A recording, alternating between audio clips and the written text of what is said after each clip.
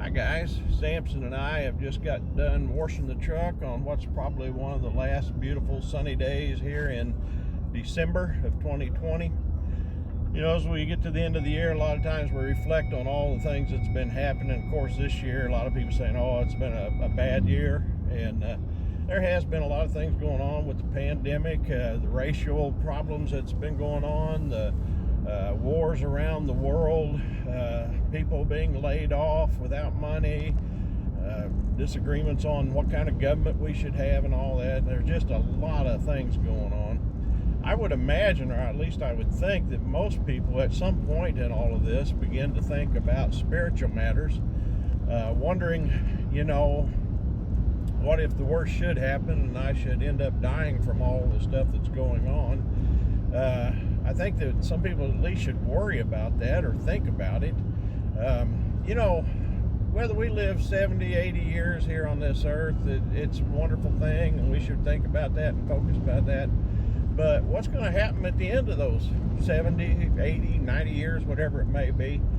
Are you going to go to a place that your afterlife is going to be wonderful and awesome? And not only that, but in your spirituality, are you going to have a good life here on earth? Are you going to be a contributing person? Are you going to be a person who loves people and helps people, and who, when you're gone, that people will look and say, there was a good man? We were just talking the other day about how many people attend some funerals, and then how other people die and hardly anyone attends. And anyhow, I would think with all the confusion and the chaos and all the stuff that's going on in the world today, at least some people should start thinking about spiritual matters. The thing is that when we start to think about spiritual matters, we don't spend much time on it, because the devil begins to distract us right away. He puts things out there, news clips, new different happenings and stuff like that, and things that just always take our attention and focus our minds on something else. Well, right here at the end of the year, after all the things that have happened, and coming up on the Christmas season, the birth of Jesus, we should especially take some time to think about God and our relationship with Him. Hebrews 3:15, I believe I quoted that right, says, "Do not, today if you hear His voice, do not harden your hearts." And what it's talking about was that God used to, in the Old Testament, speak to the Israelites, but they wouldn't listen. And the more they wouldn't listen, the more callous they became, and their hearts became hardened. And finally they got to where they wouldn't even listen to God. And so even though they knew better, they wouldn't do the things that they should be doing. And God allowed them to be taken over and defeated by their enemies and things like that. And so the big thing is that in Hebrews it says, do not harden your hearts today if you hear His voice. Well, hearing His voice is simply having Him cause things that make you think about God and your relationship to Him. So all the stuff going on could be God's way of saying, hey, think about me.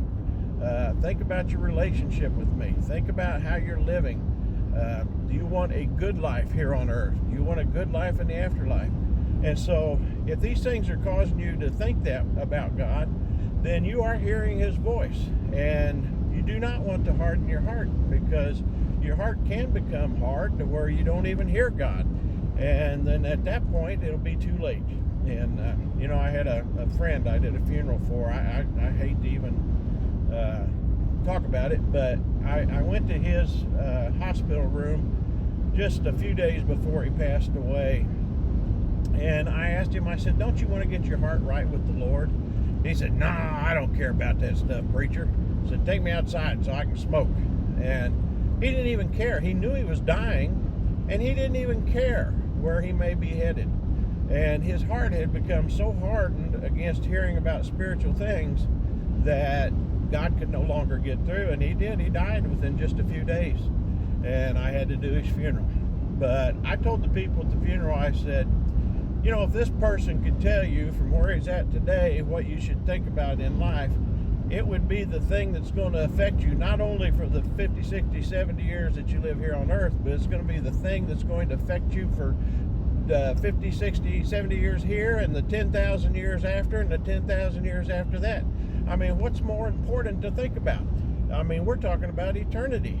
And so hopefully the things that are going on in this world and this season, being the Jesus birth, will get you to thinking about the things of God.